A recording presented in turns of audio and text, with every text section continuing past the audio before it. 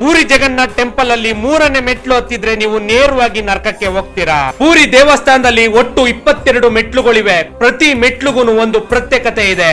ಆದ್ರೆ 3ನೇ ಮೆಟ್ಲು ಹಿಂದೆ ಮಾತ್ರ ಒಂದು ರಹಸ್ಯನೇ ಅಡಗಿದೆ. ಮಾನವ ತನ್ನ ಜೀವಿತ ಕಾಲದಲ್ಲಿ ಎಷ್ಟೇ ಪಾಪ ಮಾಡಿದ್ರು ಒಂದು ಸಲ ಪೂರಿ ಜಗನ್ನಾಥನ ದರ್ಶನ ಮಾಡಿದ್ರೆ ಸಾಕು, ಅವನ್ ಪಾಪ ಎಲ್ಲ ತೊಲಗೋಗುತ್ತೆ. ಇದನ್ನ ನೋಡಿದ ಯಮಧರ್ಮನಿಗೆ ಕೋಪ ಬಂದು ಜಗನ್ನಾಥನ ಹತ್ರ ಈ ತರ ಹೇಳ್ತಾರೆ, ಮನುಷ್ಯ ಪಾಪನ ಮಾಡಿ ನಿಮ್ಮನ್ನ ದರ್ಶನ ಮಾಡ್ಕೊಂಡು ಮುಕ್ತಿನ ಪಡಿತಾ ಇದ್ದಾನೆ, ಇದರಿಂದ ನರಕಕ್ಕೆ ಬರ್ಬೇಕಾಗಿರೋನು ಸ್ವರ್ಗಕ್ಕೆ ಹೋಗ್ತಾ ಇದ್ದಾನೆ, ಇದಕ್ಕೆ ನೀವೇ ಒಂದು ಪರಿಹಾರ ನೀಡಬೇಕು ಅಂತ ಯಮಧರ್ಮ ಕೇಳ್ತಾರೆ.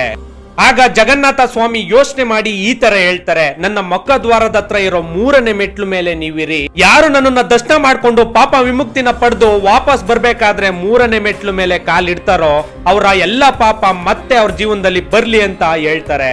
ಸೊ ಅದಕ್ಕೆ ಪೂರಿ ಜಗನ್ನಾಥಿಗೆ ಹೋದಾಗ ಈ ತಪ್ಪನ್ನ ನೀವು ಮಾಡಕ್ ಹೋಗ್ಬೇಡಿ. ನೀವೇನಾದ್ರೂ ಪ್ರಭು ಜಗನ್ನಾಥನ ಭಕ್ತರಾಗಿದೆ ಜೈ ಜಗನ್ನಾಥ್ ಅಂತ ಕಮೆಂಟ್ ಮಾಡಿ. ಈ ವಿಡಿಯೋನ ಆದಷ್ಟು ಪೂರಿ ಜಗನ್ನಾಥನ ಭಕ್ತರಿಗೆ ಶೇರ್ ಮಾಡಿ. ಹರೇ ಕೃಷ್ಣ ಕೃಷ್ಣ ಕೃಷ್ಣ.